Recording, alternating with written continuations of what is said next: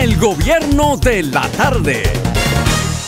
Solano Jaques pasará a ser comandante del departamento de Dajabón en sustitución del también coronel Washington Green Almonte, según un comunicado de la Policía Nacional.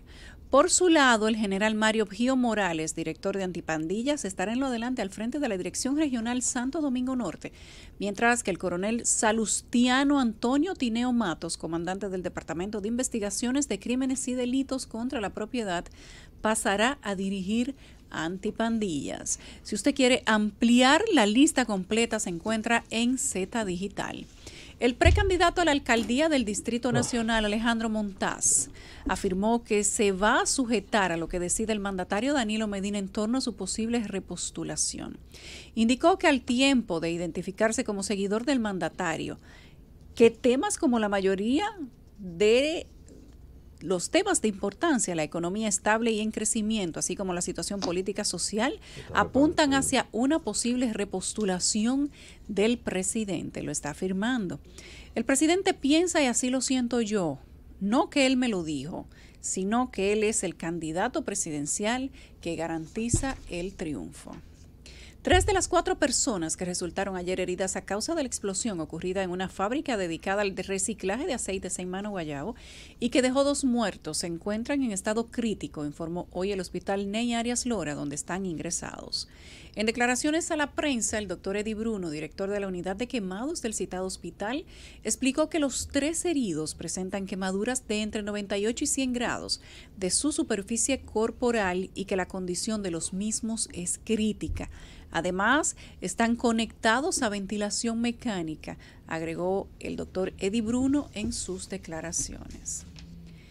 El Tribunal de Atención Permanente de Santo Domingo dictó 3 meses de prisión preventiva en contra de Richard Cruz Benzán, otro imputado por intento de embargo ilegal a la empresa Hormigones Tavares Industrial, ubicado en el sector Mano Guayabo, en Santo Domingo Oeste, el pasado 13 de diciembre. Según la Procuraduría General de la República, Cruz Benzán era alguacil y fue retirado del cargo en el año 2002. Desde entonces usurpaba funciones como empleado del Sistema de Justicia Dominicano y fue apresado el pasado viernes por la Policía Nacional en la Fiscalía de Las Palmas del sector de Herrera de Santo Domingo Oeste. Estas informaciones y muchas otras más, usted puede ampliarlas a través de nuestro diario Z Digital. Además, a través de todas nuestras plataformas @Z101 Digital y nuestro portal en YouTube, nuestro canal que es Z Digital. Hacemos nuestra primera pausa y regresamos al inicio del gobierno de la tarde. El gobierno de la tarde. Este es el gobierno de la tarde, esta es la Z101, son las 3:08 de este martes 15, día de Nuestra Señora del Manejo para algunos. Ay, sí. Debe haber gente contenta por ahí. Hoy ha salido a la luz pública una entrevista, digamos que casual, que se le ha hecho al hermano de alias Buche, este imputado principal que está o iba a serle conocida medida de coerción el día de hoy por la muerte del coronel Ramos en Baní, en un lugar específico donde supuestamente funcionan unos puntos de droga. Como ustedes saben, el señor alias Buche es la persona sindicada como el autor principal de la muerte del coronel y luego de que se arrestara a alias Buche y otra persona, entonces circuló este video por todos los medios de comunicación que hacía alusión a 2 miembros más de la Policía Nacional que supuestamente estarían vinculados a la muerte del coronel. No se sabe todavía si estaban puestos de acuerdo con el supuesto matador o si ellos, de acuerdo a como se ve en el video, habrían participado en la ejecución. Todo esto todavía no está claro. Se está esperando que la Policía Nacional y el Ministerio Público concluyan la investigación que están haciendo, pero en medio del día de hoy, en el Palacio de Justicia, donde se iba a conocer la medida de coerción, el hermano de alias Buche ha hablado frente a todos los medios de comunicación y ha defendido no solo la honorabilidad del empresario, porque es un empresario, sino que ha dicho cómo se maneja el asunto. Nosotros vamos a compartir el audio con ustedes ahora. Aquí en vivo y luego de eso vamos a comentar como equipo y luego vamos a hablar con la gente. Y no los hago esperar más, oigan. En un momento, mi hermano se encontraba en el lugar de los hechos. Aquí en Maní ocurre algo. La droga aquí es libre. Aquí eso es como ir al mercado. Entonces aquí hay competencia respecto a los puntos. El punto de mi hermano es el mejor aquí en Maní en el momento. Entonces los otros hicieron su complot para desaparecerlo, para involucrar que maten al coronel en el punto, para involucrar a mi hermano, para eliminar puntos. Eso fue lo que sucedió. Ahí no tienen que buscar más nadie ni nada. Esos los policías que estaban ahí, que andaban con él, esos son 2 traidores, que lo hicieron compuesto con nosotros puntos. Más nada tengo que decir. Pero tú lo conocías, los 2 policías, tú lo conocías. ¿El coronel qué tenía que ver? El coronel fue una persona que fue un poco inteligente, él se dejó utilizar gracias a los otros policías, porque ahí se ve el video clarito, que lo llevan, y ellos no tiran un tiro, y él sapea, y lo ponen para que lo maten. Ve, lo fusilaron ahí mismo, ¿para qué? Para eliminar puntos como lo hicieron, así fue que lo hicieron nosotros los puntos de aquí de Baní, una composición, más nada. Mira, cuando tú hablas de los 2 policías que eran traidores, ¿tú los conocías, tenían algún negocio? Ellos no se conocían, pero su fama de ellos no es buena, porque les gustaba mucho el dinero a ellos dos. ¿Y al coronel? ¿El coronel se cogía su peaje también? El coronel no te claro de él, o si no, él fue poco inteligente, él se la usaron y nosotros no candados. Pero estaban en plan de tirarse ellos en los días siguientes, entonces supongo que el único que lo iban a hacer. Eso no está en plan de tirarse, porque él como coronel tenía que ir con un ejército, con su gente a buscarse. Y él estaba conduciendo su carro, él sapea el carro atrás, que ahí se ve en el video, sapea y mira lo que le sucede. ¿Pero por qué dijo que Buche le tiraron atrás? Es que en ningún momento él tuvo enfrentamiento con mi hermano, ellos nunca se vieron. Buche no disparó. No, Buche no estaba ahí en ningún lugar. ¿A qué dueño de punto tú le atribuyes el complot, el supuesto complot? Wilton Guerrero y su esposa saben los puntos, aquí nada más son 4 puntos, aquí no son más puntos, que todo el mundo lo sabe aquí en Maní. Ya ustedes escucharon, en Baní solo hay 4 puntos, dice él, y además dice que Wilton Guerrero y su esposa lo saben muy bien. Desconozco por qué hace este tipo de aseveración, eso tendría que aclararlo él.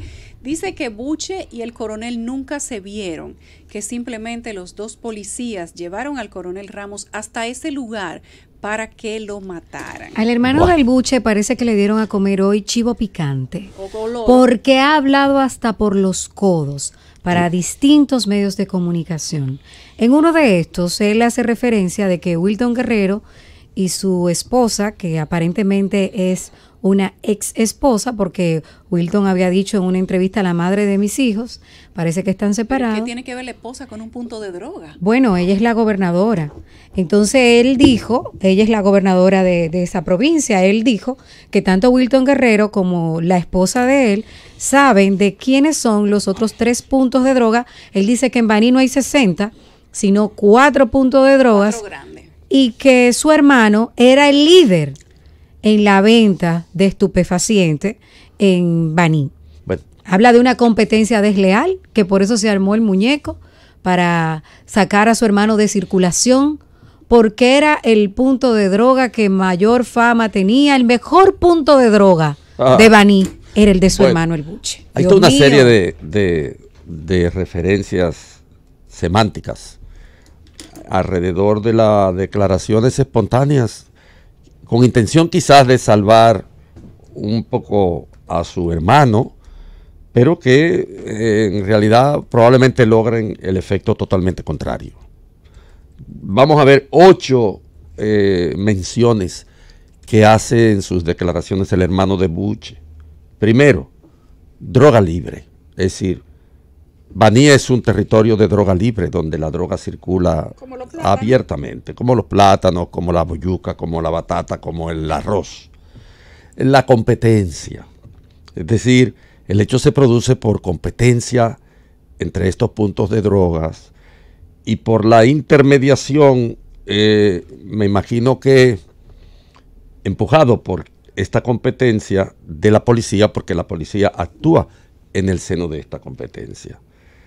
El mejor punto, es decir, que de los puntos de drogas que hay en Baní, el mejor punto era el del Buche. Y por eso era el que tenía la posibilidad, según Wilton, de distribuir semanalmente cantidades apreciables de dinero para la policía que estaba en ese punto. Lo cuarto, policía traidores. Lo que quiere decir que hay una relación. Desde el punto de vista lingüístico, si usted llama traidor a alguien, esa traición se remite a una fidelidad supuesta. Los policías son policías traidores porque renuncian a esa fidelidad. Le daban dinero, no debían probablemente decir nada, no debían hablar, estaban siendo considerados socios y por lo tanto son traidores. Traidores de la policía. Luego está la mejor droga.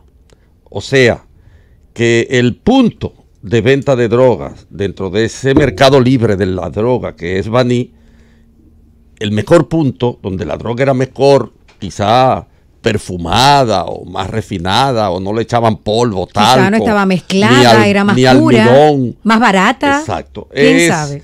El punto del Buche. Sexto, el coronel poco inteligente. Ese coronel fue poco inteligente porque por alguna razón que él no terminó de expresar, Dijo que no sabía. ese coronel No sabía fue qué hacía poco ahí. inteligente. Él no sabía qué hacía ahí. El coronel Entonces, se supone que no debió estar ahí. correcto. Por lo tanto, el coronel no debió estar ahí. Y él certifica en una de sus declaraciones, de tantas que ha dado hoy, que el coronel fue traicionado. Exactamente. El punto 7 son los 4 puntos. O sea, no son 80, no son 100, no son 60, no son 20. Son 4 puntos los que se encargan de distribuir la droga en ese territorio libre de droga que es Baní. Y finalmente el punto 8, que es el senador y la gobernadora y los 4 puntos. Vale decir que él corrige al senador. Le endereza la plana. Dice que además de el senador, lo sabía también la esposa del senador, la gobernadora De esa de la provincia. zona. Yo pienso que desgajado así las declaraciones del Buche, uno se da cuenta de la dimensión de lo que está ocurriendo allí. Y probablemente si hacemos proyección, nos daremos cuenta de que esa dimensión puede alcanzar a nivel nacional, porque ¿quién dice, por ejemplo, que en Santiago de los Caballeros no esté ocurriendo otro tanto?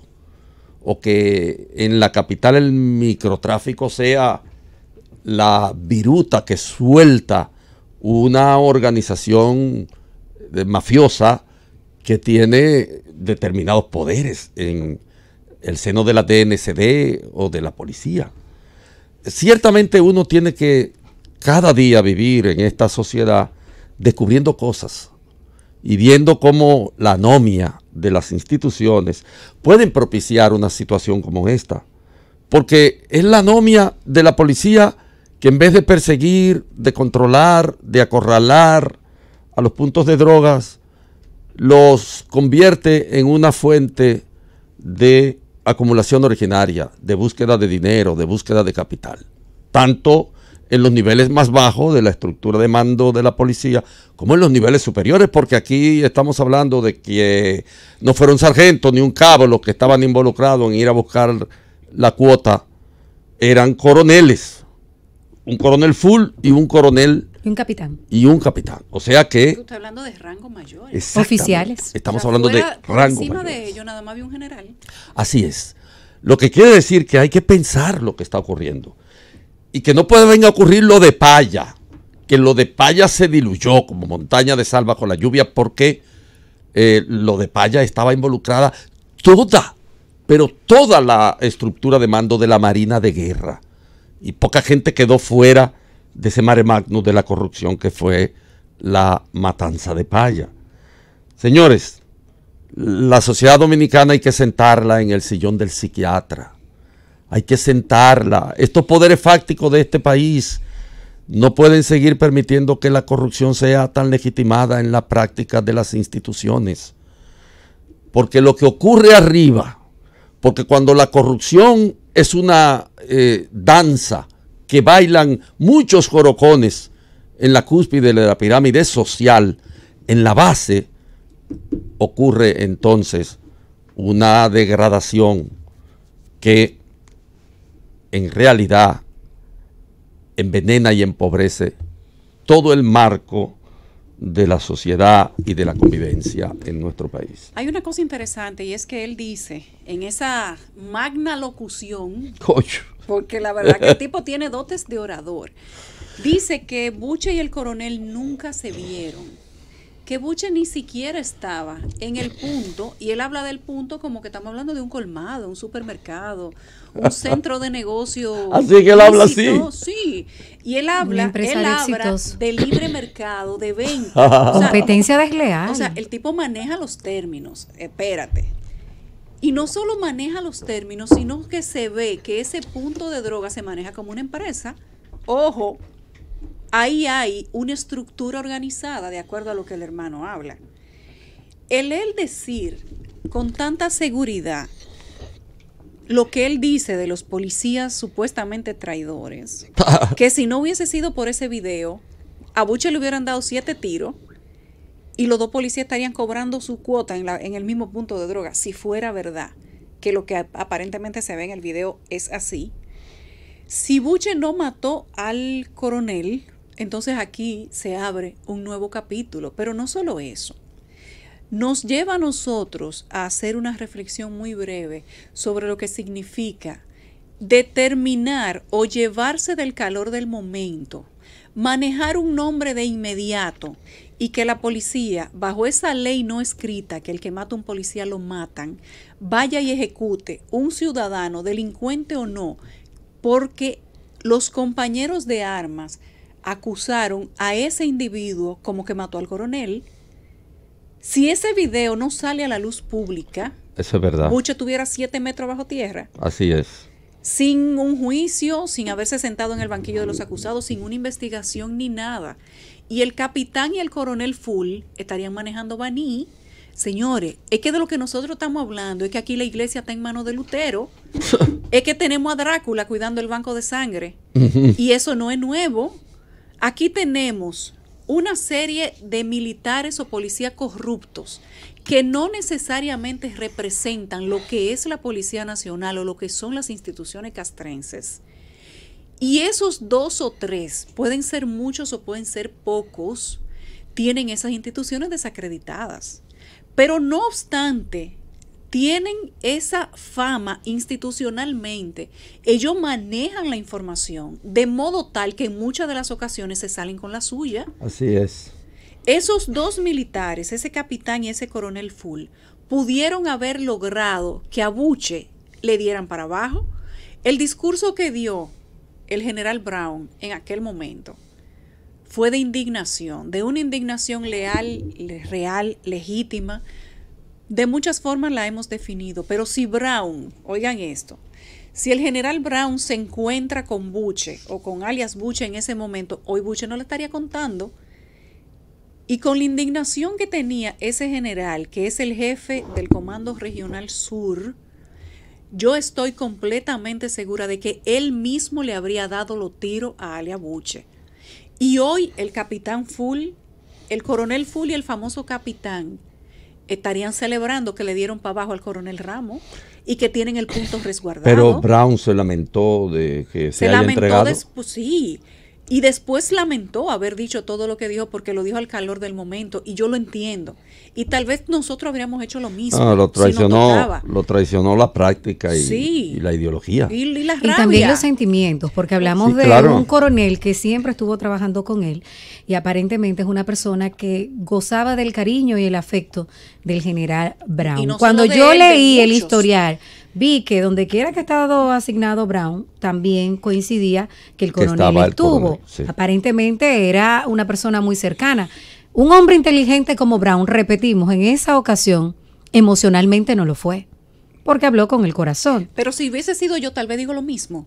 Y no quiero justificar a Brown con eso, porque no está bien. No hay forma de justificarlo. No está bien que la policía diga públicamente que lamentablemente se entregó, porque evidentemente que te está diciendo lo que va a hacer si lo encuentra.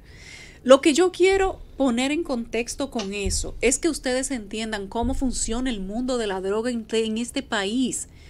Cómo quienes están llamados a proteger la ciudadanía son los que protegen los puntos de droga, para que todos los días este país esté más hundido en la miseria, en la pobreza y en la inseguridad. Después de ver ese video, primero el video en el que los dos policías dejan tirado al coronel y luego abren la puerta de atrás, y posteriormente a esa apertura de puerta del coronel no se vuelve a mover, y el resultado de ahí para allá que lo diga la policía. Y después de este video que se ha subido por todos los medios de comunicación respecto de lo que dijo el hermano de Ali Abuche, a mí lo que me da ganas de comprar un ticket para Kazajistán, para mí y los no tres tiene que pagar muchachos, visa, y largarme de este país. De verdad y honestamente se lo digo, que todo lo que está pasando en este país, de paya para acá, hace que muchos dominicanos nos sumemos al 70% de los que quieren largarse.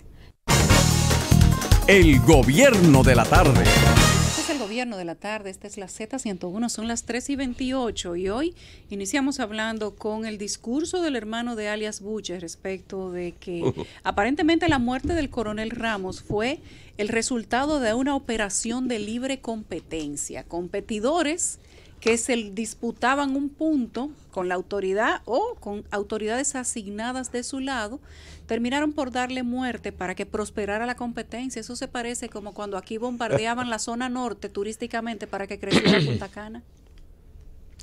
Con estas declaraciones hay que tomar con cucharitas lo que uno considera que puede ser real o no de lo que dice este señor o cualquier otro que se haya unido, incluso el senador Wilton Guerrero. Todos para mí ahora mismo son sospechosos, todos para mí ahora son cómplices. Vienen después que hay algo irreversible, como es la muerte del coronel Ramos, a decir que eso era público, porque no lo denunciaron antes, con tanta energía como lo están haciendo ahora. Este señor viene hoy a hablar de que se quiso desarticular, sacar del medio a su hermano porque tenía el mejor punto de drogas de Baní. Pero hay que tomar en cuenta, señores, con quién es que nosotros estamos lidiando en este caso que definitivamente ha destapado la verdadera olla de grillos. No son personas que gocen de credibilidad, ninguno de los que están hablando, incluso la misma institución del orden, porque hay agentes involucrados y las personas que están investigando también son agentes, son oficiales, que probablemente haya un vínculo o con la persona fallecida o con algunos de los detenidos, y obviamente ahí no se puede ser objetivo. Hay que darle varias interpretaciones a lo que él dice de que el coronel fue bruto, que fue poco inteligente. No necesariamente se refiere a que fue y mordió el anzuelo de sus dos compañeros, fue a ese punto de droga y luego ya ejecutaron un plan que hemos especulado todos de que aparentemente fue una emboscada después de esas declaraciones del senador por la provincia Peravia. Cuando viene a ver, él se refiere a que fue bruto, que no fue inteligente porque no se unió al equipo de negociadores. Eso es lo que aparentemente se entiende. Fue bruto, fue poco inteligente porque quizás no aceptó los sobornos que semanalmente dan, esos pagos semanales, que no mancan, que se pagan religiosamente. Entonces, hay muchas interpretaciones de lo que dijo este señor hoy. Él habla de la envidia que le tenían a su hermano, habla de que era el mejor punto de droga, quizás ellos vendían la droga más barata. Yo tuve acceso a algunas fotografías. Tenía la gente más fina comprando, quién sabe. Sí, o quizás era el que más pagaba a las autoridades para que estén en contubernio con ellos. Pero como él se refiere, o era la pura. Como él se refiere al tema de la competencia y al libre mercado, y el tipo maneja también la jerga económica, yo creo que él se refiere probablemente a la producción del punto, cuando él dice que era el que más vendía. Sí, seguro. Sí, no, y dice que era el mejor. Es decir, una categoría muy simple pero contundente. Era el mejor punto, el que mejor condiciones ofrecía, el que daba mayores facilidades. Es decir, eso fue un pugilato comercial entre... Fíjense ustedes la naturalidad, porque el tipo habla con toda naturalidad. Él dice que hay 3 puntos más. Es decir, el tipo no está hablando desde la ilegalidad No, para él no del está en la sistema, él está ¿Ustedes hablando saben normalmente. qué es lo que más me preocupa a mí de esas declaraciones? Y lo hablábamos ayer, de que lo ilícito, lo ilegal en República Dominicana Sí, claro. se está regularizando por parte de las autoridades, que es cuando más a uno le llama la atención, porque la ciudadanía, el delincuente, el antisocial, por una u otra razón, podrá hacerlo. Pero cuando él dice, Wilton sabe, su esposa que es la gobernadora sabe, aquí todo el mundo lo sabe, son mercados como mercado público. Aquí se manejan los puntos de droga en Baní. Mire, caballero, mire, dama, la verdad es que es difícil uno asimilar, uno aceptar que sean negocios ya regularizados por las autoridades, y no solo que se vean como negocios lícitos, sino que alguna autoridad también reciba recursos que se beneficie de la operatividad de esos negocios. Aquí andamos mal. La degradación de los valores, la degradación de la sociedad tiene a uno, la verdad, con las manos en la cabeza. Yo tengo las manos en la cabeza con estas declaraciones que han salido a la opinión pública desde el martes, hoy hace 8 días, hasta hoy. Y es que cada vez que una persona de Baní, ya sea autoridad me refiero al senador, a los agentes de la policía, a la DNCD, que no pudieron ser más desacertadas ayer las declaraciones de ellos cuando dijeron que 20 veces le habían desmantelado el punto de droga al Buche y que seguía abierto. O sea, duraron una semana para referirse al tema, y cuando hablan del tema salen con esta joya. Pero escuchen esto, él ni siquiera dijo que eran 20 de manera segura, él dijo como 20 veces. Oigan esto. Él utilizó una personificación del lenguaje, un modismo, como 20 veces.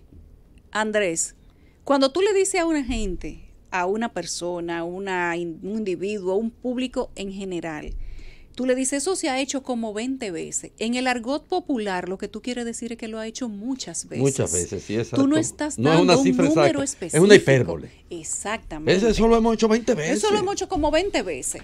Es la palabra textual que él dice, como 20 veces. Pero cada vez se hace más común el contubernio o la asociación, porque todavía aquí no está comprobado que hubo un contubernio, sino que hay especulación. Hay que ver lo que dice esa investigación de esa comisión. A la DNCD decir que lo ha cerrado como 20 veces, que lo ha intervenido como 20 veces, y que saliera ese video a la luz pública, significa que ahí hay una confirmación de hecho.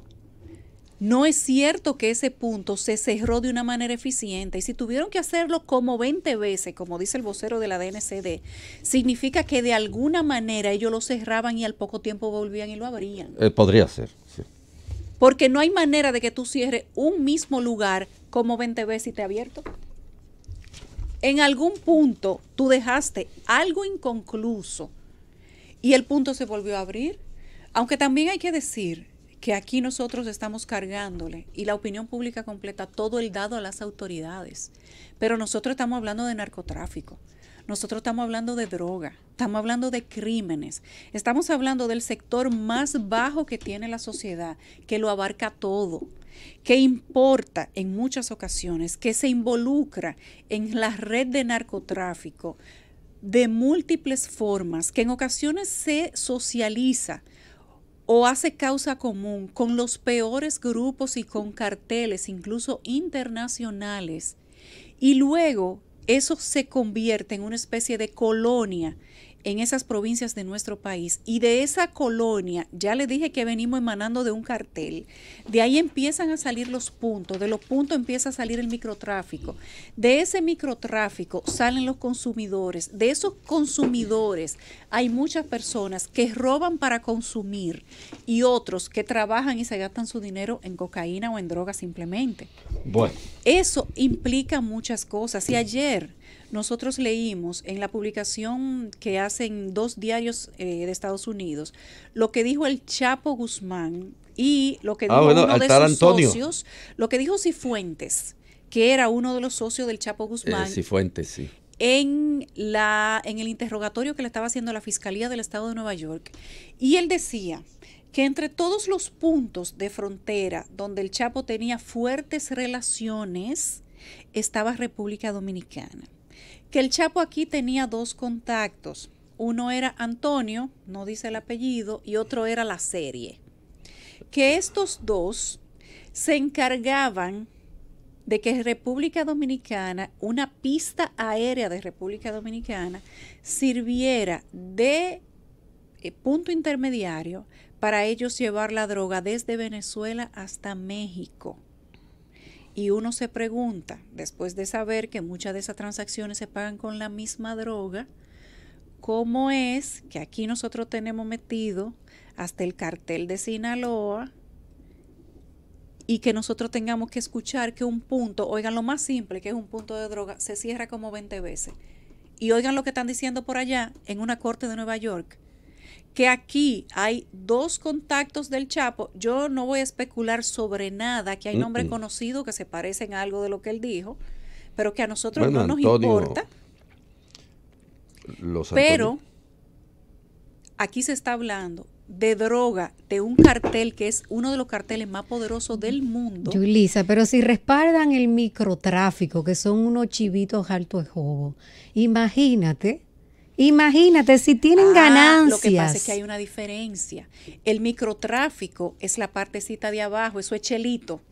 Cuando tú hablas ganancias del cartel de Sinaloa, que tiene ramificaciones en República Dominicana y que en una corte como la de Nueva York, en medio de un estrado se dicen los nombres de las personas que se manejaban aquí como intermediario y que coordinaban el aterrizaje y reembarque de la droga hacia México. Entonces, lo del microtráfico es chelito. Entonces, los puntos del buche son prácticamente cosas insignificantes frente a lo que aquí se debería estar hablando. Y aquí estamos tan mal que ayer vi como varios colegas, medios de comunicación se hacían eco de un letrero que han puesto en Arroyo Hondo II, porque ahí se atraca mucho en ese lugar y la gente se robaron el letrero para que ustedes vean. ¿Y qué zona de atraco? Zona de atraco en la calle H5, Los Ramírez, número 49. Zona de atraco. ¿Qué significa eso? Que las autoridades no han cumplido con su papel en esa zona, en esa calle, que la gente está harta y que ellos han tenido que alertar a la población de que por ahí se atraca en cantidades industriales. Cuídese usted, porque los que nos tienen que cuidar son parte del problema. Es tan común que el letrero está como si fuera la señalización de una calle. Por aquí atracan. Bueno, pero si esos letreros se van a poner por la incidencia de los atracos, habrá que llenarlas el país de letreros. El gobierno de la tarde. Al gobierno de la tarde, son las 3:43. Me dicen por aquí, Miguel Irizán, que el punto de buche tenía la Buche Car con un 10% de descuento en cada compra. Madre mía, eso era un comercio. ¿Y te descuida que cogía tarjeta? No dudes, Andrés. Vámonos con la gente.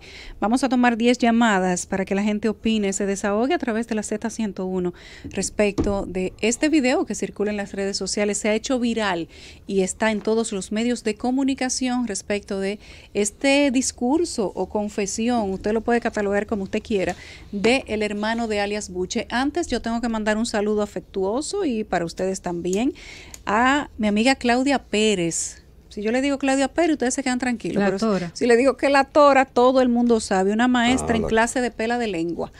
Vámonos, Tora, mi abrazo para ti. Vámonos con la gente, 10 llamadas, Rosa, 809-732-0101 y desde su celular asterisco 101. Sin marca desde el interior es 809-200-0101. Hola, buenas tardes. Sí, buenas tardes.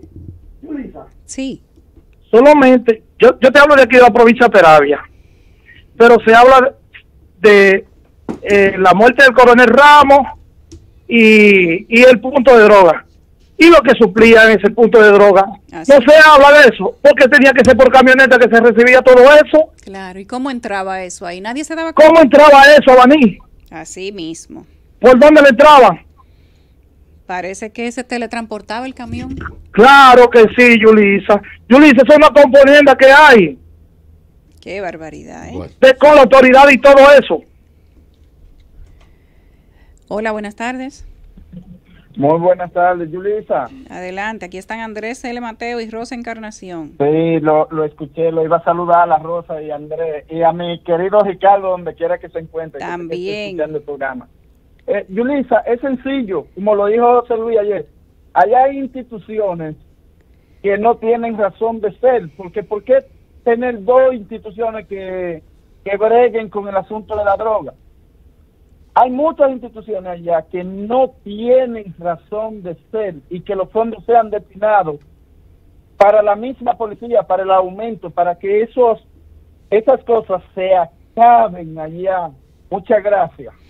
Bueno, y por ahí viene un DICAN 2, prepárense. Yo no entiendo por qué las autoridades no han ya finalmente soltado la información, aunque saben que ya hay varios medios de comunicación que de manera parcial cuentan con ella, pero se habla de un cargamento que supuestamente se incautó y nada más llegó la mitad. Que aprovechen la pista que está caliente. Tírenlo ahora No, ahora ahora para que no no lo van a extendamos tirar, aunque ya más eso lo sabe el mucha tema. gente. No, ya eso falta poco para que lo hagamos público. Buenas tardes.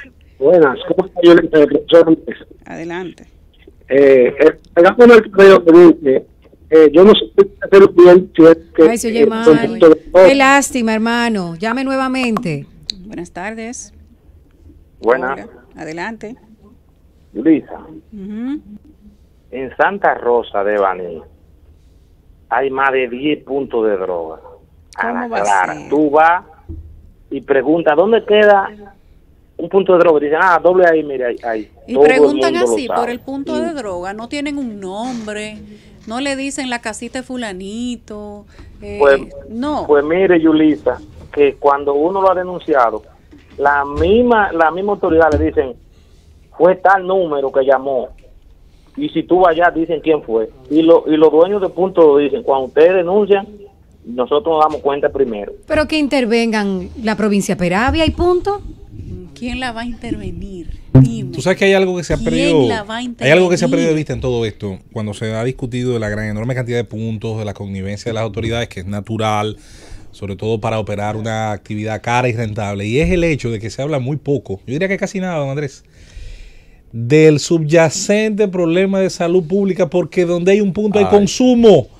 Estos problemas relacionados a los puntos, recuerden que son los del microtráfico, es decir, estos, a diferencia del caso de Paya, donde hay una operación de macrotráfico, donde hay una operación que básicamente es puente entre un país productor, señores, nosotros estamos a cuestión de 3 horas, 4 horas de vuelo de uno de los dos más grandes productores del mundo de coca, y estamos luego a 3 del máximo consumidor del mundo. O sea, somos un puente intermedio, la geografía jugó un papel hace millones de años que no tenía nada que ver con lo que iba a pasar en esta época y nos colocó a mitad de camino. Pero luego está el tema de que hace 20 y tantos años la mecánica de pago cambia por especie en vez de efectivo. ¿Por qué? Porque hay un mercado consumidor y ese mercado consumidor a mí me resulta interesante que la realidad lo desconoce. Es decir, ¿quiénes son los consumidores de la droga Baní? La élite de aquí no se traslada hasta allá a consumir. Hay un consumo que es vertical, que es transversal, que está metido en todas las clases sociales, donde la delincuencia común, la delincuencia de arrabal, la que arranca celulares y roba por descuidismo, está claramente conectada a la necesidad de mantener esos niveles de consumo.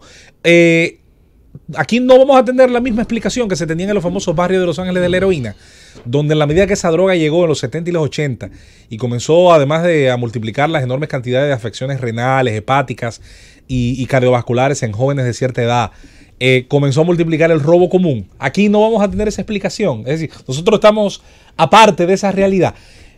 Donde hay un punto, es porque hay suficientes consumidores para que el punto sea rentable. Y si te están hablando de una cantidad tan grande de puntos que convergen, pelean, luchan, no es tan grande. Hoy bajó a 4 nada más, según el hermano del Buche. Hermano de Buche. 4 de calidad. Bueno, él habló de los 4 principales. Los 4 premium, los 4 VIP a lo mejor. Exacto, como que tú hables de los restaurantes más grandes.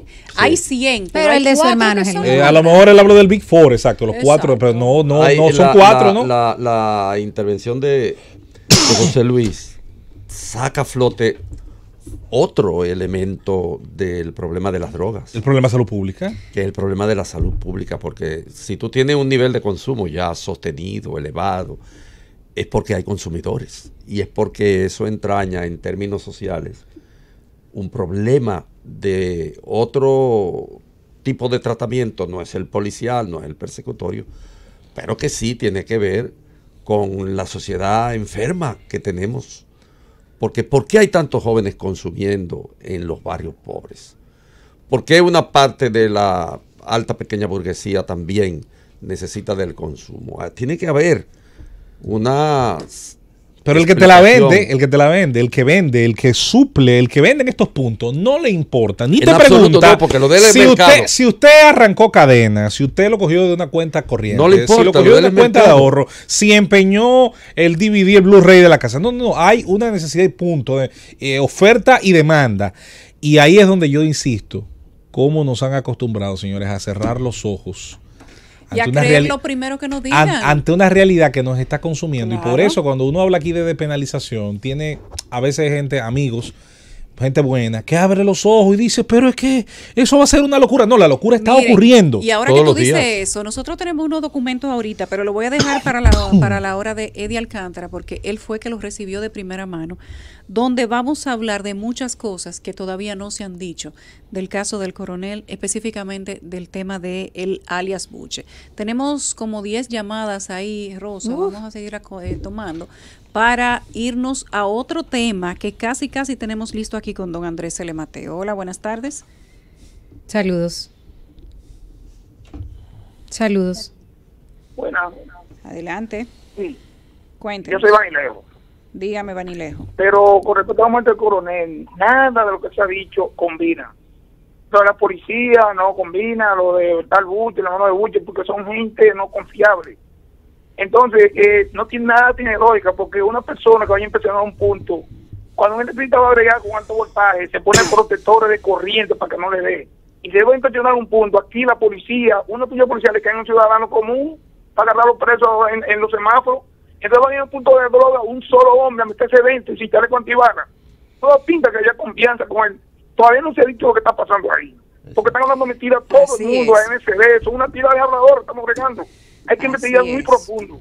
Porque todo pinta de que él tenía confianza, que jugó con el pecho listo. No, pero espera un momentico también, porque también el mismo principio.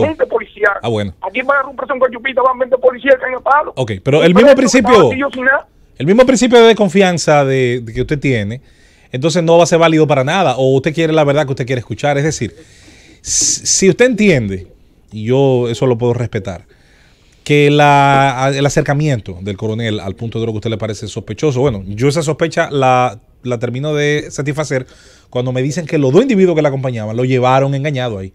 Yo soy en lo personal, yo le doy aquí esencia de esa versión. Ahora, si usted no se la da, se lo respeto. Ahora, ¿cuál es la versión suya? Porque si vamos a desconfiar de todo, yo voy a desconfiar de lo que usted dice también.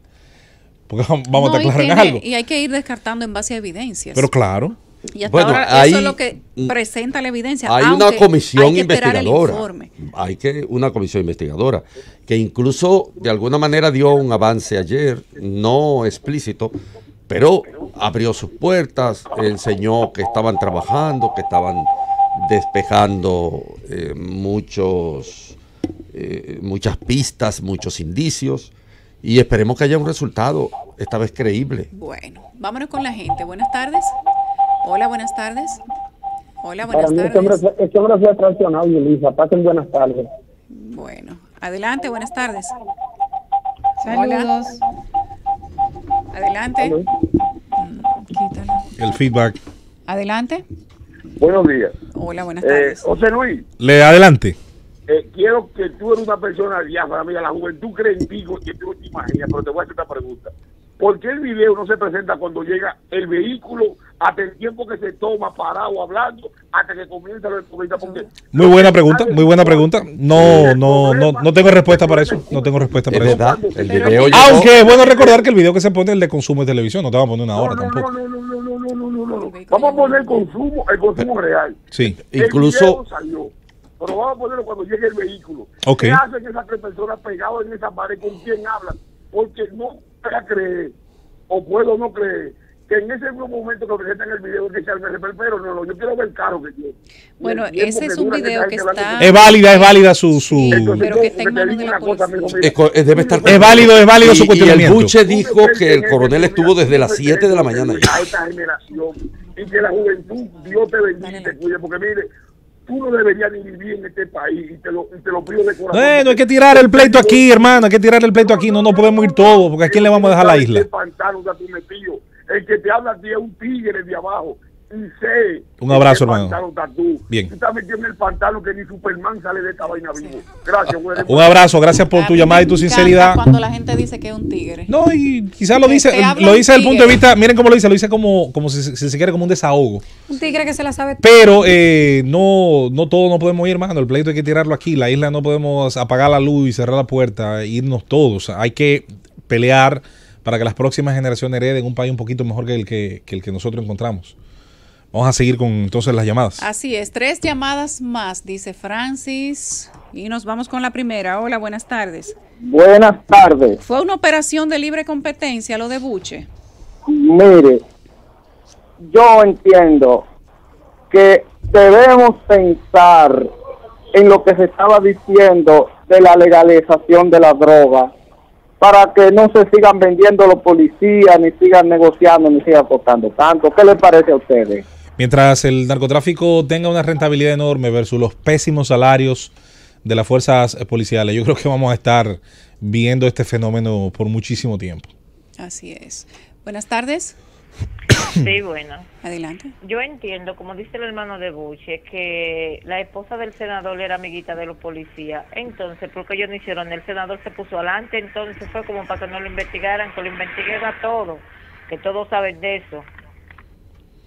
Última llamada, buenas tardes. Sí, buenas. Oh, una dama, Yo adelante. lo que lamento que sea en el gobierno del PLD que esté pasando todo esto, porque yo no sé si ustedes se acuerdan lo que ellos le decían a Peña Gómez y lo Vincho Castillo, dije que era un narcoestado y que Peña Gómez andaba con una maleta vendiendo droga para un sitio, para que ellos vean que es un boomerang, que los delincuentes y narcotraficantes son ellos. Francis, llévatela.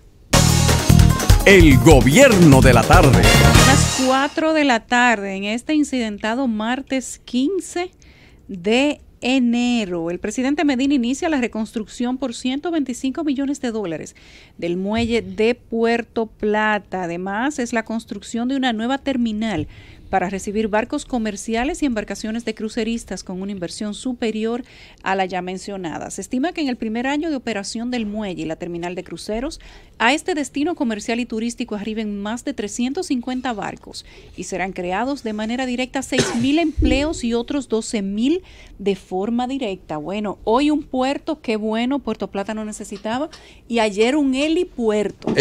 No, y la terminal también de cruceros, Lambert Cove y demás. Miren, una información antes de pasar con don Andrés, que tiene Z101 Digital, la acaba de colocar en su cuenta de Twitter, y me imagino que estarán las otras. Hay una diputada recordándole al diputado Elpidio Báez. Báez, que nunca he entendido muy bien. Él tiene un rol en la precampaña de Amarante, pero apoya la de otro, que es la del presidente. Entonces, ella le recuerda en el video su credibilidad cuando dijo que no había que soltar la presa aquella vez, cuando el huracán George. ¿Te acuerdas? La Mesopotamia. Y que cerró los albergues. Entonces, vamos a demostrar esa responsabilidad y esa bravuconería de muchos de los que están hablando. Yo quiero verlo ahí en el hemiciclo, con cada uno de los postulados que nosotros hemos planteado, conjuntamente con el diputado Cabrera, para la modificación de la ley de seguridad social. En eso que nosotros tenemos que estar en el Congreso. Así no es. con esta politiquería todos los días. El pueblo lo que quiere es soluciones. Ella hablaba esto a raíz de las declaraciones del Elpidio, de que la policía había que simplemente refundarla de inicio. Bueno, hay que ver a qué él se refiere con refundarla. ¿Y qué tan bueno él pudiera hacer? Si haría lo mismo que hizo con la Mesopotamia y la presa. Ya que la idea es tan buena, don Andrés, ¿qué usted opina? Bueno, yo quería hablar del helipuerto de Santo Domingo, que la Comisión Aeroportuaria inauguró hace 2 días. Me puse a investigar hoy cuántos helicópteros hay en el país y cuál es el trasiego de estos helicópteros, que para justificar una construcción que vale 45 millones de pesos al lado del Mar Caribe y que va a servir exclusivamente para poquísimas personas. El propio director o presidente o lo que fuere de la Comisión Aeroportuaria, Marino Collante, díjese que hay entre 180 y 200 helicópteros en la República Dominicana. Pero no estamos tan mal. No, por lo que yo he averiguado, el dato no es verdadero. ¿Cuántos le dieron? De 180 y entre 180, dice Marino Collante, y 200 helicópteros. ¿Se separa ahí los de uso civil y militar? Todos los helicópteros. Ciertamente no existen, no son tantos. De acuerdo con algunos directivos de la Asociación de Pilotos de la República Dominicana, el número es muchísimo menor y va de 49 a 70, según ellos, dentro de los cuales están los helicópteros de las Fuerzas Armadas, que tienen hangares y que tienen helipuertos propios o zonas de aterrizajes que pueden emplear y que se utilizan. La Fuerza Aérea Dominicana tiene una cantidad, digamos, considerable, unos 18 creo que son, incluyendo los 3 helicópteros presidenciales. Y hay también empresas que tienen helicópteros, empresas que manejan ambulancias, empresas que manejan tour por la ciudad o por la isla. Pero en sentido general no llegan a 100 los helicópteros a los cuales se refiere el director del Departamento Aeroportuario. De manera que es muy restringido el uso que se va a dar, porque incluso muchos de estos empresarios que tienen helicópteros tienen sus propios helipuertos, algunos en la cúspide de edificios, otros en zonas preparadas exclusivamente para estos aterrizajes. En fin, que es bastante reducido el servicio que un helipuerto de una inversión de 45 millones tiene en la República Dominicana. Es un helipuerto que tiene una obra construida con fondos propios, dice él. Bueno, yo me imagino que propio quiere decir los fondos que recauda la Comisión Aeroportuaria, pero son fondos estatales. Tiene un modelo aerodinámico y ecológico con cristales blindados, techos, grama. Tiene 3 oficinas administrativas, sala para el descanso de los pilotos. El trasiego de los pilotos ahí será muy poco. Salón VIP para reuniones, cocina, 3 baños. Cuenta con un sistema de tratamiento de agua residual que es depositada en el mar. Están a menos de 200 metros del mar. Y 3 plataformas de aterrizaje con capacidad para aterrizaje de 3 helicópteros a la vez. Lo cierto, lo verdadero, es que esta inversión es una manifestación palpable de que en el país no hay prioridad en la inversión. Y de que mientras en Neiva, por ejemplo, no hay hospitales, o en Jimaní no hay sino un policlínico que se está cayendo, o mientras en muchos sectores del país, hospitales y clínicas y estructuras incluso del sistema educativo no se pueden mantener en pie, para un exclusivísimo, pero exclusivísimo y muy pequeño. Yo estoy tratando de verificar exactamente cuántos helicópteros podrían utilizar este helipuerto. No, dice que 4 al mismo tiempo. ¿Perdón? Dice que 4 al mismo tiempo. No, pero ¿cuántos podrían usar ese servicio? Porque ciertamente en el país no se justifica que haya un helipuerto que le haya costado al Estado, habiendo otras tantas prioridades, 45 millones de pesos en su construcción y equipamiento, y que él se lo consideró muy barato, según él, pero que porque, si se lo... porque fue él que lo pagó. Bueno, él dice que con fondos propios, yo me imagino que será con los fondos que recauda la Comisión Aeroportuaria. Lo cierto es que no hay prioridad en la nación dominicana para invertir.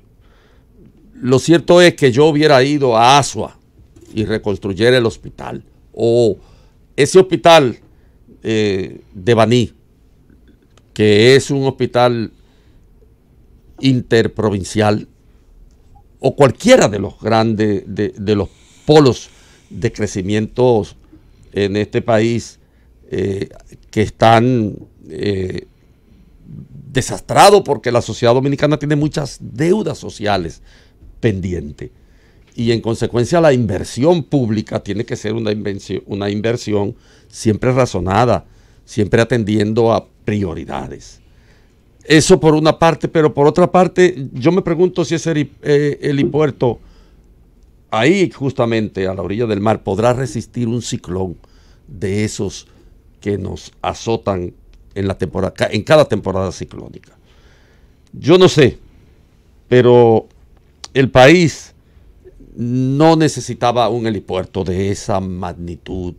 Ahí había una zona de aterrizaje que tuvo, por cierto, una inauguración bastante concurrida en el periodo de Roberto Salcedo en el ayuntamiento. En ese mismo sitio había un helipuerto que en 2 oportunidades se lo llevaron los huracanes y que se reconstruía porque no tenía, digamos, toda el lujo y la parafernalia que tiene este helipuerto, que en definitiva va a beneficiar.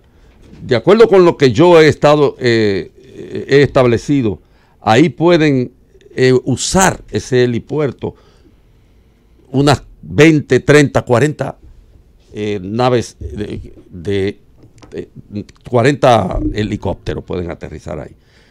Quiero decir, en todo un periodo largo, porque las empresas de ambulancias tienen sus propios helipuertos. Las 2 empresas de ambulancia que hay aquí, e incluso las 3 empresas que dan tour, y que cada una lo que tiene, hay una que tiene 3 y una tiene un helicóptero, que dan tour por el cielo de la isla. Ciertamente es decepcionante que en este país cualquier director, cualquier ministro puede hacer la inversión que le dé la gana y no pasa nada, no hay ninguna fiscalización.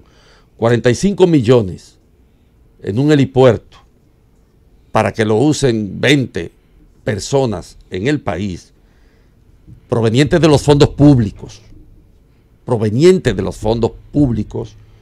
45 millones es demasiado para acentuar el elitismo que tiene en este país la clase gobernante, y que obviamente ese helipuerto va a beneficiar exclusivamente o al negocio de los helicópteros que tienen sus propios helipuertos, repito, y yo he constatado en relación con esas empresas 6 helipuertos, incluyendo helipuertos pequeños en Santiago de los Caballeros o en Puerto Plata, donde ellos pueden aterrizar. No se justifica 45 millones de pesos que podrían haber proporcionado felicidad ciudadana en un mayor grado, que podrían haber contribuido a lo que los hospitales dan a los pacientes que van, que podrían haber construido. No se puede construir, por ejemplo, en Neiva, un hospital con esos 45 millones de pesos. Lo más probable es que sí. Este es un despilfarro, cualquiera que sea la justificación de ese señor director. El gobierno de la tarde. Regresamos, son las 4:15. El Parlamento británico rechaza el acuerdo del Brexit de Theresa May. Hoy, en contra del acuerdo de este Brexit, se pronunció el Parlamento del Reino Unido, que alcanzó la primera ministra, la conservadora Theresa May, con la Unión Europea. Por 432 votos en contra y 202 a favor, la Cámara de los Comunes rechazó el pacto presentado por May, que cuenta ahora con un plazo hasta el próximo lunes para exponer un plan alternativo. El líder del Partido Laborista británico, Jeremy Corbyn, presentó hoy en el Parlamento una moción de censura contra el gobierno, exactamente de la primera ministra, la conservadora May, y el líder de la principal formación de la oposición en el Reino Unido planteó esa moción hoy, poco después de que la Cámara de los Comunes haya rechazado por 230 votos de diferencia el acuerdo del Brexit alcanzado entre el Ejecutivo Conservador y la Unión Europea. En condiciones normales que no son en este momento condiciones muy normales, un primer ministro que pierde una moción por esa diferencia, que es una de las más grandes en la época moderna de la política de ese país, renuncia. Debería, insisto, en condiciones normales, porque es el quiero insistir de hoy. Vamos a ver en que las condiciones no son muy normales y podría tal vez eso. No te olvides que es una estructura de gobierno parlamentario, y el gobierno parlamentario, si tú pierdes la base de la votación en el Parlamento, automáticamente tiene que renunciar. Ella va a hacer, además ella no tiene plan alternativo, eso es otra. O sea, ella no ha dicho nada después de lo que pasó el día de hoy. Pero vamos ella a ver, aclaró antes que no tenía plan alternativo. Vamos a ver qué ella dice el después. El acuerdo que ella había logrado con la gente del Brexit era el acuerdo, era el plan, y que no había otro. Por lo tanto, ella va a renunciar. Ella no contaba con que le votaran en contra, y fueron 432 votos, más del doble. Ella contaba, ella lo sabía que no tenía los votos.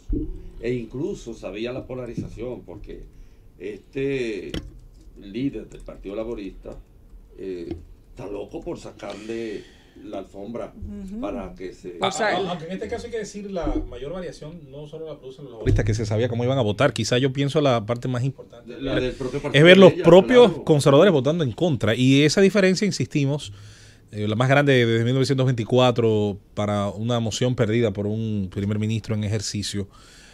Yo insisto, en condiciones normales a esta hora ya se tendría el documento de renuncia. Pero ella tiene ahora 5 días para presentar un plan alternativo frente a ese mismo Parlamento, y entonces ver si se llega a algún tipo de acuerdo o si se le aprueba ese segundo plan alternativo. De lo contrario, entonces ya probablemente el acuerdo ella tendría como salida. El acuerdo era el que ella presentó, que tuvo 4 semanas de negociación. Pero ahora tiene 5 días más a partir de hoy para que presente un plan alternativo. Pero que ella no tiene. Ella no va a elaborar un plan alternativo en relación con un problema tan complejo como el de la salida del mercado mundial, del mercado europeo. No, si no lo encontró en 6 meses, no lo va a encontrar en 5 días. Ella lo dijo, es que ella dijo varias veces que no tenía plan alternativo, que ese era el plan.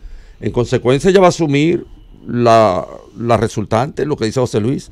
En 1 semana, en 2 semanas, ella va a renunciar. Preocúpate, que eso va a tener que ocurrir así. Y entonces se llama elecciones, y este señor, que es un radical en lo que respecta a el europeísmo, va a asumir el poder en Inglaterra. Bueno, yo creo que podría más bien ganar un candidato de centro. Yo creo que vamos a ver una posibilidad, porque Corbyn, con todo y todo, tiene también un grave problema, sobre todo de la cantidad de escaños que domina. Pero sí, pero el escenario Corbyn, político está bastante... Las encuestas le dan un 61%. O sea, Corbyn está muy alto ahora. Es un tipo que está colocado en la cúspide. Claro. Ya eso lo pone a él. Podría, pero también es cierto lo que hizo José Luis, puede haber un proceso de desgaste en la campaña y que Corbyn pueda disminuir, pero la intención del voto con Corbyn es altísima, y por eso él estaba pujando ahí porque fracasara el voto del Brexit. Bueno, enfrenta la moción de su censura. En Estados Unidos, un agente antinarcótico conocido por sus gustos caros y por haber confiscado grandes cantidades de drogas fue implicado hoy en una conspiración para lavar dinero que involucró a los cárteles que debía combatir en Colombia. Lo mismo en todas partes. José Irizarry, quien fuera un brillante agente de la DEA, fue acusado de conspirar con un informante de esa agencia para lavar más de $7 millones, producto de la venta ilícita de drogas, a veces usando una red clandestina conocida como el mercado negro cambiario, según 5 funcionarios o exfuncionarios policiales. Las autoridades describieron el caso como una de las manchas más grandes en la historia de la DEA, una agencia que se ha visto sacudida por escándalos varias veces en los últimos años y temen que haya comprometido operaciones encubiertas en Estados Unidos y Sudamérica. Esta conspiración no solo habría enriquecido al señor Irizarry, sino que se cree que benefició a uno de los principales lavadores de dinero de América del Sur, que es pariente de la esposa colombiana de Irizarry, de acuerdo con los funcionarios que han hablado con AP a condición de no ser identificados porque no estaban autorizados a comentar una investigación federal. Para que ustedes vean que la droga y las complicidades de la autoridad es un tema repetido de muchos países. Nos vamos con el comentario de Rosa Encarnación. Bueno, el país no ha descansado a pesar de que venimos de fiestas navideñas.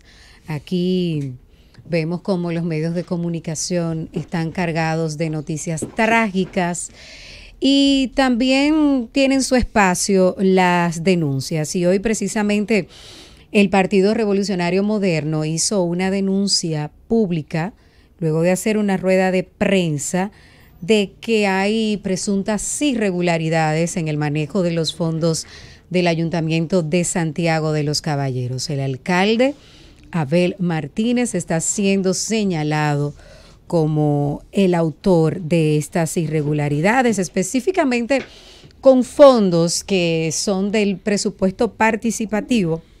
Según el PRM, se está haciendo un uso inadecuado que hay en Santiago, según ellos aseguran y resaltan, un dispendio y una francachela de recursos públicos por parte del gobierno municipal dirigido por Abel Martínez. Se habla de que un equipo técnico realizó una especie de auditoría y ahí se detectaron estas graves anomalías en el Ayuntamiento de Santiago.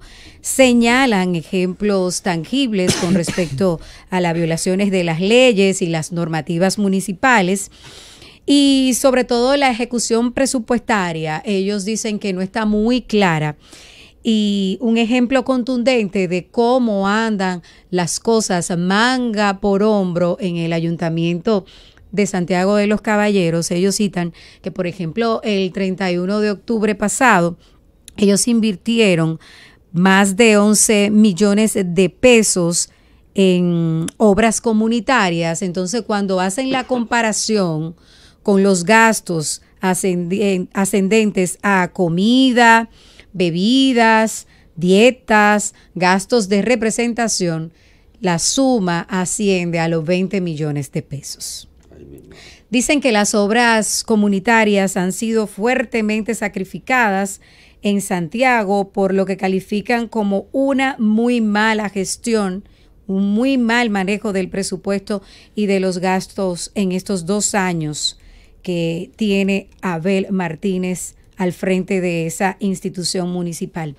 Y no es la primera vez que se habla de despilfarro, de fiesta de recursos públicos donde está Abel Martínez como administrador.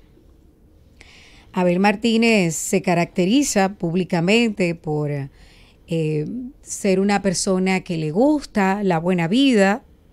Recientemente fue el centro de varias críticas por un cumpleaños de lujo que celebró a su hija y probablemente sea con recursos particulares de él, pero también a uno, como es un funcionario público, también le llega la interrogante que si por ahí pudo haber visto algún tipo de fuga de recursos públicos, porque ya sabemos cómo se manejan los políticos en República Dominicana.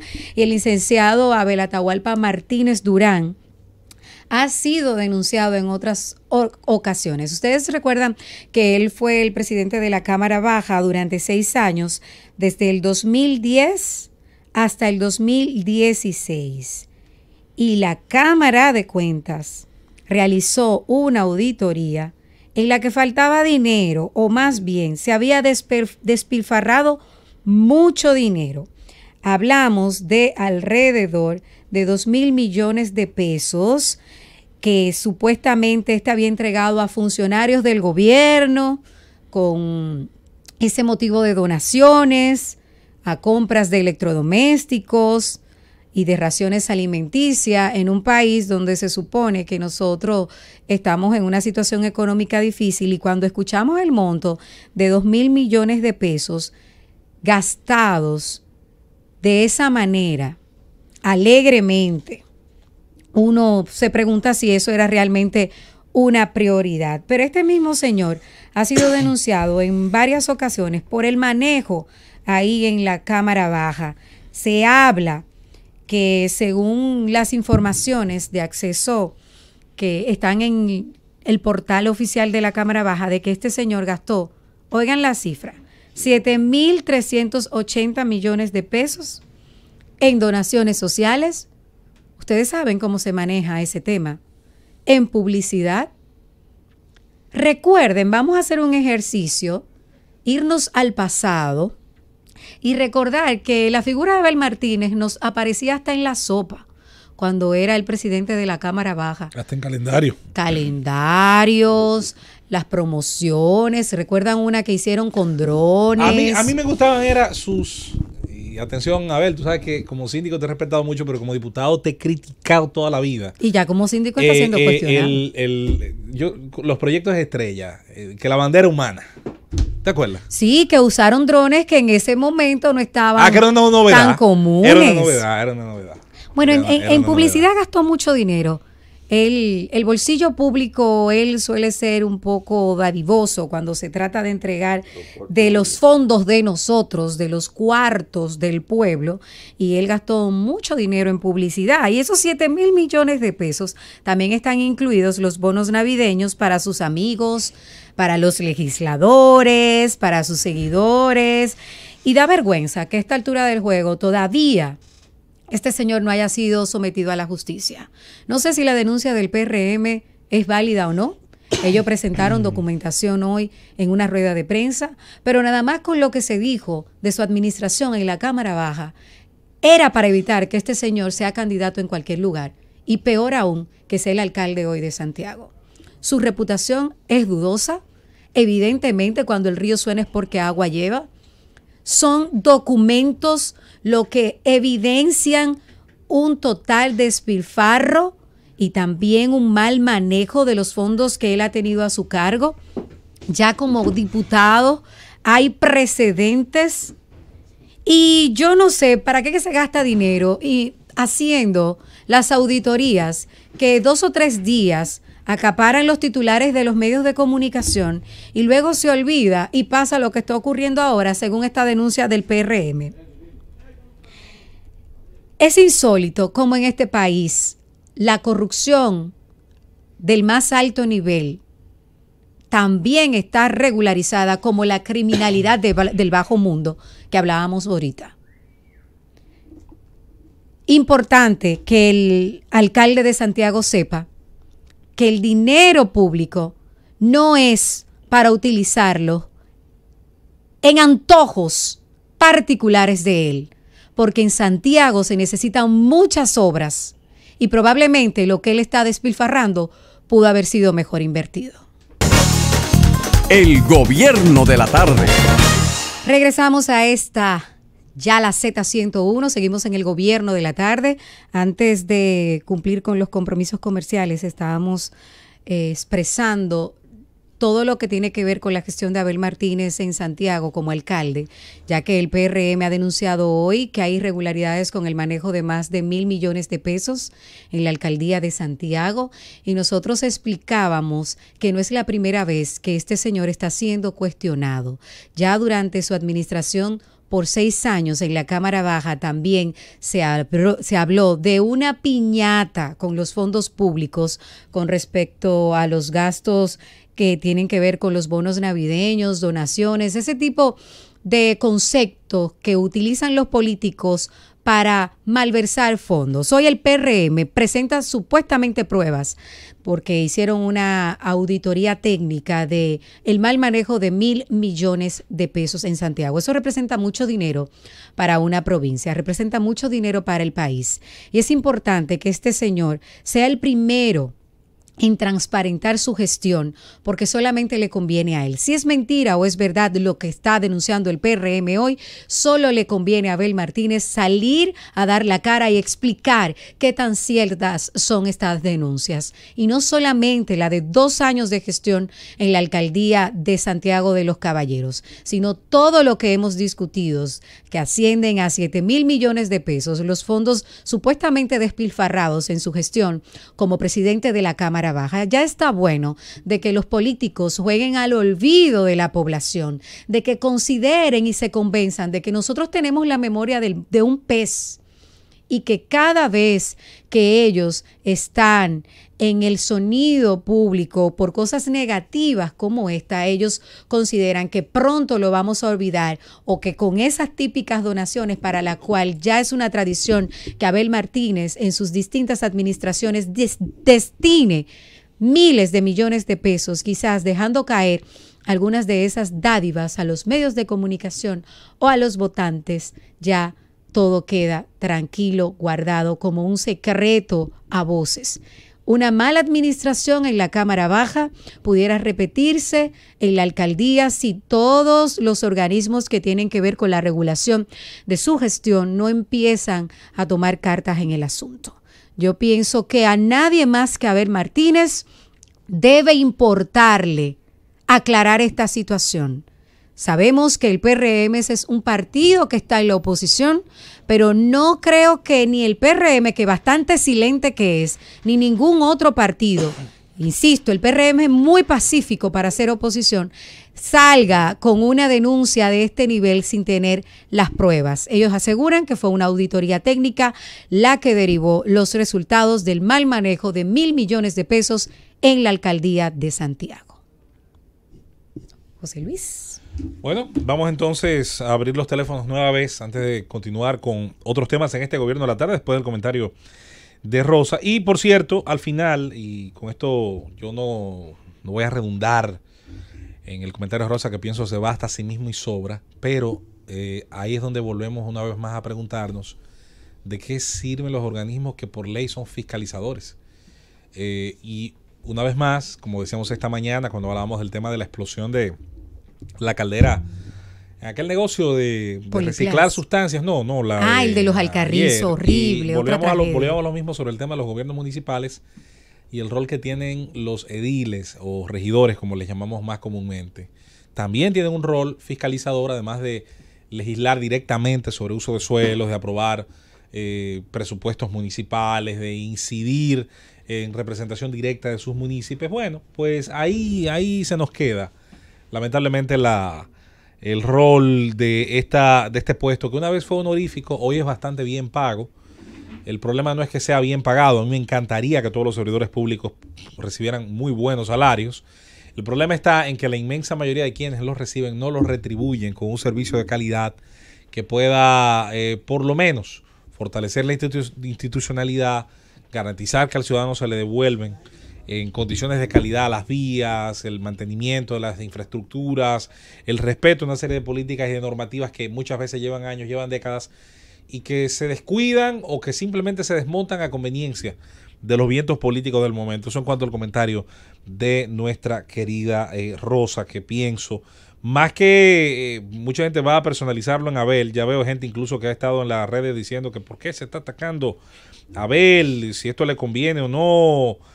Probablemente, porque ahora todo se divide entre el danilismo y leonelismo y entre la incidencia que tiene la reelección o no. Más allá de a quién pueda convenir dentro de ese esquema, yo creo que es una crítica, es un señalamiento válido por sí mismo y que necesita ser sopesado por quienes están al frente de poderes públicos omnímodos, como son en este país las grandes alcaldías, de alguna manera lo son. Y obviamente, el darle a la ciudadanía herramientas, y yo siempre he creído que la indignación es una de ellas, no se trata de exagerarla Si yo digo, José Luis, que tú eres ladrón, es un momento oportuno para tú esclarecer la situación, ¿verdad? Claro. Entonces, esta denuncia que viene por parte del PRM, y repetimos, ya nosotros estamos por creer todo lo que se dice. Hay documentaciones, señores, de su gestión en la Cámara de Diputados, y el malo no es Abel.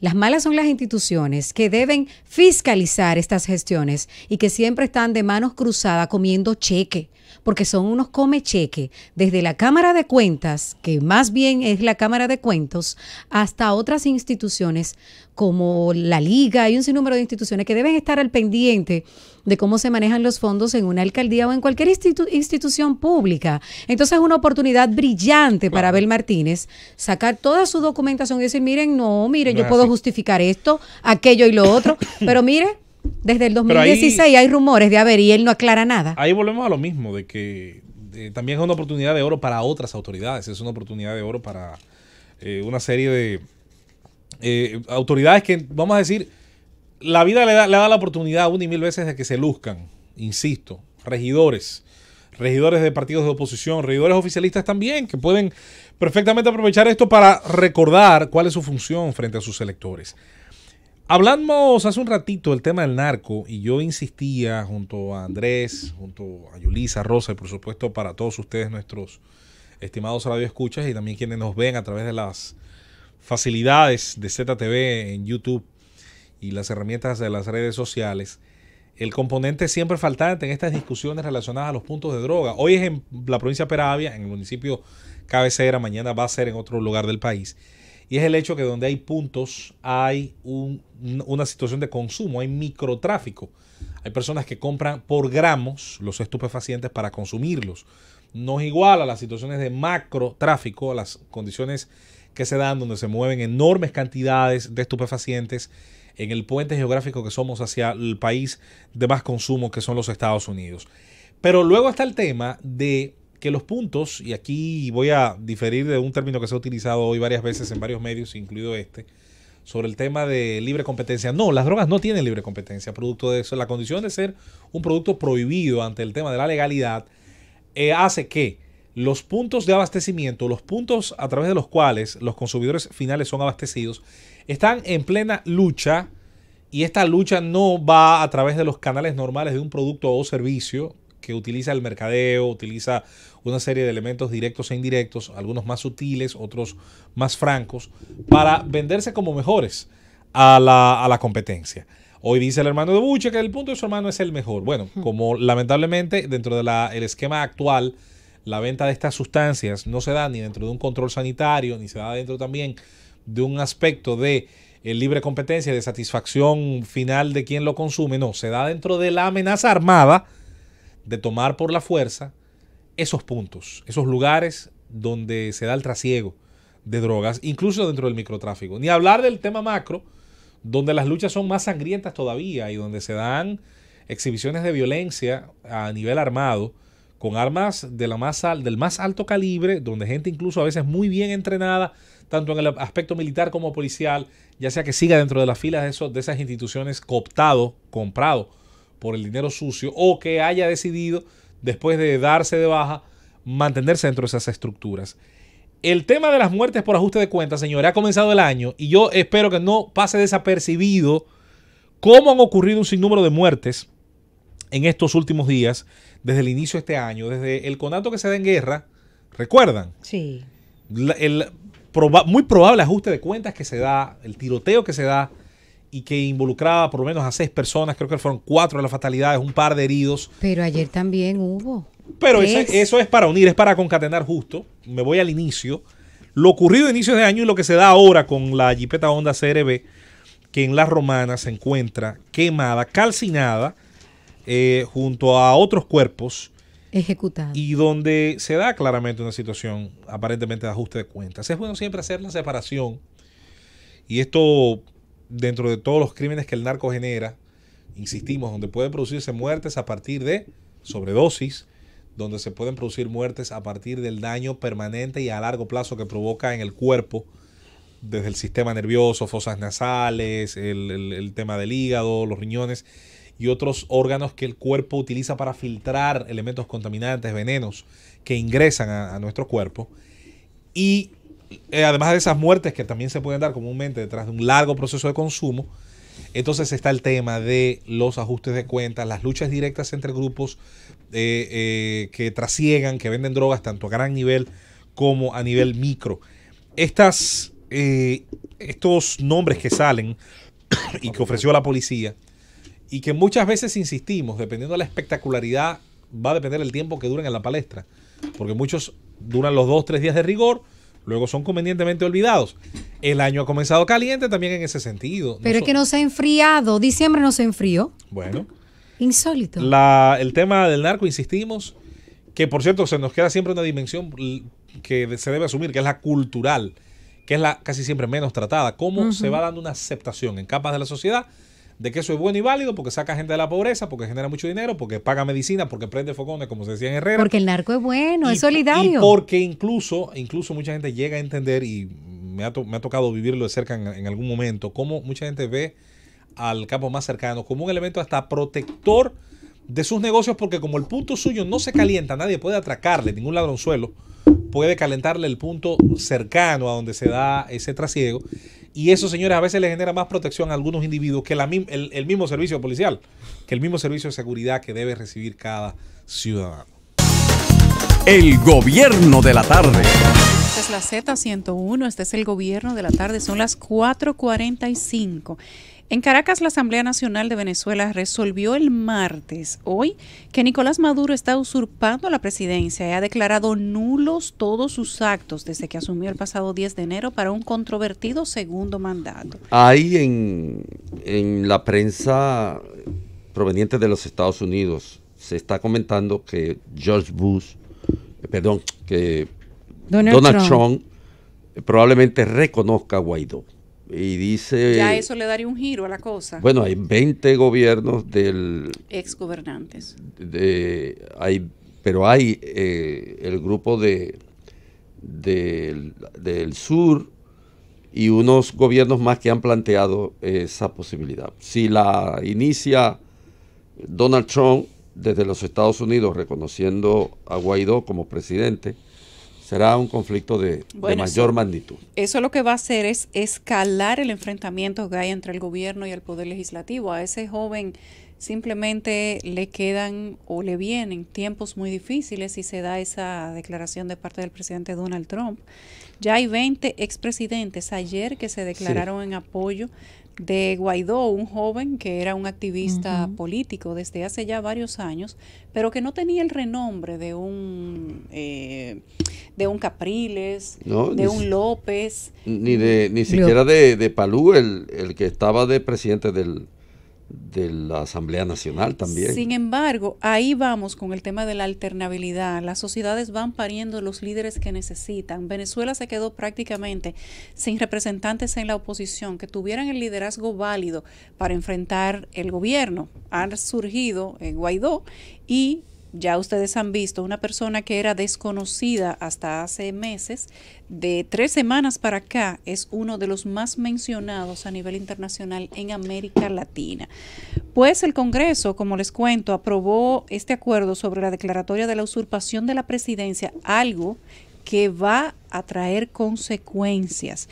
Diseñó las medidas para conformar un gobierno de transición, oigan esto, y proceder a la convocatoria de unas elecciones de acuerdo con lo previsto en la Constitución. Nosotros estamos hablando aquí, en pocas palabras, de la nueva crisis que va a tener Venezuela, porque Maduro no es cierto que se va a permitir que el Congreso apruebe esta declaratoria de usurpación de la presidencia, que se esté hablando de diseño de conformación de gobierno de transición y que se convoquen unas elecciones. Todo eso simplemente daría al traste con la presidencia que Maduro acaba de asumir, y hay que decir que si se derramó sangre en el pasado, todavía le falta mucha sangre por derramar a Venezuela. Maduro no es cierto que va a abandonar el poder venezolano sin algún tipo de salvoconducto, porque de la mejor manera que Maduro va a salir de Venezuela es preso. Esa sería la forma más simple o más fina de las consecuencias posibles que podrían enfrentar Maduro y sus cómplices o sus mejores colaboradores cercanos. Pero de lo contrario, Si en Venezuela se da una situación todavía más crítica que la que hay, si Donald Trump llegara a darle, tal como tú has mencionado, Andrés, este apoyo a Guaidó como un presidente interino o quizás como un presidente legítimo, que no lo es en una situación de democracia, entonces nosotros estaríamos hablando de un verdadero enfrentamiento en Venezuela, el que se ve sin duda a todas luces luego de la aprobación o del apoyo que le dieran pero a este expresidente. El asunto está por ver, y yo diría que quizás es uno de los aspectos más importantes, además de cómo sale Maduro o de cómo se dirime el enfrentamiento, si en términos políticos, si en términos materiales, es a qué costo para el pueblo venezolano, a qué costo para la masa va a tener. ¿Y con el respaldo de quién? Porque porque el respaldo podría ser global. Mira, mañana podrían los 200 países, estados que el mundo, 196 más los otros, darle apoyo a una de las dos partes. Lo que pasa es que te den apoyo desde fuera no es lo mismo. No, pero ¿cómo va a dirimirse? ¿Cómo va a dirimirse? Porque aquí vamos a estar claros en una cosa. Las dictaduras se sostienen por la fuerza. Quien tiene los sables tiene el poder. Por eso yo siempre descarté toda esa teoría de que del golpe jurídico en Brasil. No, los golpes se dan con armas, con generales uniformados. Se da el que tiene mandato sobre las armas. Y mientras el poder militar constituido, la Fuerza Armada Revolucionaria Bolivariana, que es el nombre que tiene según la Constitución del 99, mientras ese mando esté unificado alrededor de Padrino López, un personaje funesto, por cierto, mire, valga la redundancia, Padrino López graduó de la Escuela de las Américas, ahora que se las da de muy revolucionario y esto. He graduado de la Escuela de las Américas también y estuve en Panamá, en Miami, en todos esos cursos de formación.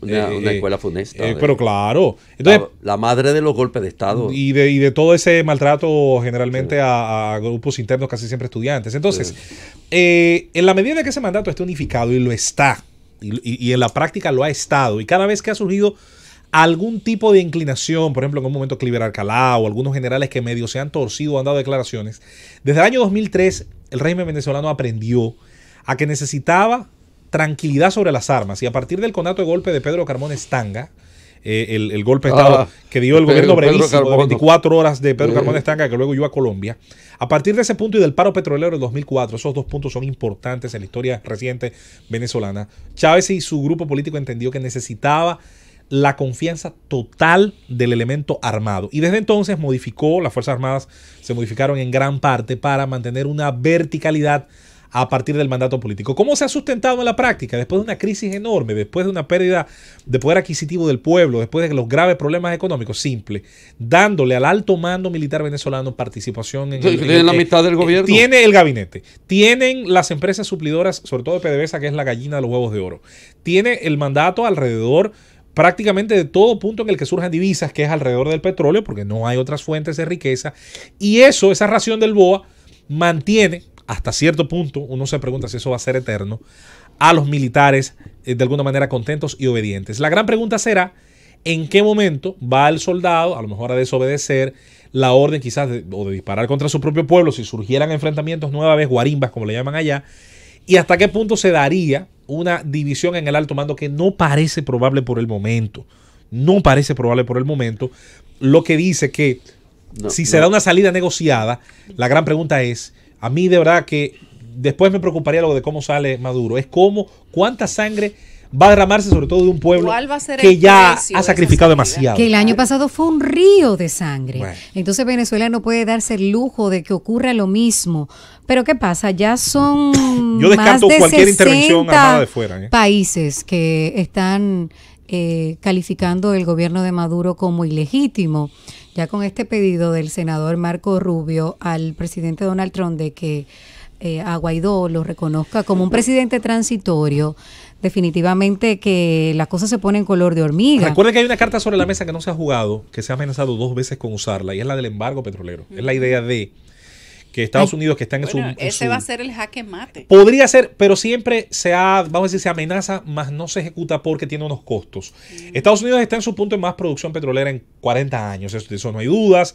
La fractura hidráulica ha producido un excedente que se refleja en el precio, está incluso colocando un excedente en el mercado, pero no es lo mismo tener esa condición que de un día a otro cortar con los cientos de miles de barriles diarios que llegan sobre todo a la costa sur estadounidense y que muchos de estos barriles son devueltos ya como producto terminado después de usar las refinerías de Luisiana, las refinerías del sur de la costa de los Estados Unidos, y sale como producto terminado, como exportación de los Estados Unidos, o sea, en materia económica con un nivel de conveniencia. Cortarlo no es tan fácil, puede tener una afectación sobre todo en una parte de la industria, y aunque es una medida que siempre ha estado ahí y que más de una vez medio se ha amenazado con esbozar, no parece como que el día de mañana pura y simplemente la vayan a tomar. Eso es importante decirlo. Pero lo que se ha dado hoy es el primer paso. Esta declaratoria de la Asamblea, que todo el mundo sabe que está controlado por la oposición, es lo que podría empezar a escalar este enfrentamiento que aparentemente habría estado controlado desde hace un tiempo por el gobierno de Maduro y sus fuerzas represivas. Esta aprobación de este acuerdo sobre la declaratoria de usurpación de la presidencia por parte de Maduro y el diseño de las medidas para conformar un gobierno de transición, según lo que ha discutido la Asamblea de Venezuela el día de hoy, es el paso primero, la antesala a una convocatoria de elecciones de acuerdo a lo que establece la Constitución venezolana. Y esto ciertamente, después de que se ha declarado ya hace solo unos pocos minutos, hablando y declarando formalmente usurpación de la presidencia, hablando de un acuerdo histórico, tenemos que esperar probablemente hoy o en los próximos días la respuesta del presidente Nicolás Maduro y de esas mismas fuerzas. Bueno, Maduro ayer subió el salario mínimo en 300%, sí, y hoy el partido de él ha anunciado, 6 veces se subió el año pasado y así mismo subió la inflación. Señores, eso es una real provocación. La oposición tiene para el 23 de enero la convocatoria a una marcha, a una protesta. Ya el partido de Chávez ha dicho hoy que el 23 también ellos van a realizar una manifestación. Bueno, el mismo día. ¿Qué va a pasar ahí? Eso lo hemos visto, el gobierno de Maduro estuvo tambaleándose en las movilizaciones anteriores, que fueron gigantescas, que fueron enormes. Pero hay que tomar en cuenta algo fundamental. Primero, sin una solución política previa, el desenlace en Venezuela puede ser fatal claro, y sangriento. Claro. Porque no hay que olvidar que de todas maneras el chavismo tiene un apoyo relativo todavía en ciertos sectores de la población. Y luego está la propia atomización de la oposición. La oposición no es un bloque monolítico frente al gobierno de Maduro. La oposición ha sido fragmentada hasta el punto que hemos visto sucederse, incluso de manera improvisada, a líderes de mucha significación y trascendencia que han desaparecido así, como por arte de magia. ¿Dónde está el que fue candidato? ¿Dónde está López? En la nada. Ahí hay que pactar. Si no hay un acuerdo político de amplia base, aunque hay que hacer la salvedad que a ambos se le anularon sus derechos políticos del Tribunal Superior Judicial también. Sí. Pero podían haber seguido luchando. Las movilizaciones estaban allí. Era la cárcel lo que le esperaba. Si salían un pie no. Pero como que se desmoronan las figuras de la oposición. No, te desmoronan. No es que se desmoronan. Bueno. Es que si a ti te dicen, Rosa, no puedes hablar por ese micrófono. Ay, pero Rosa se cayó. No, tienen fecha de caducidad. No, pero muy reciente. Vamos a ver a Guaidó. Recuerden que López. Pero es que insistimos, no es que se caen, es que lo Paló, por ejemplo, fue también lo que Guaidó es ahora en un momento coyuntural. Leopoldo López. O sea, ahí no hay preso. Cárcel por casa, y el primer día que intentó salir de su casa, lo volvieron a meter preso en la cárcel de Ramón. La política no se hace en ausencia. El gobierno de la tarde.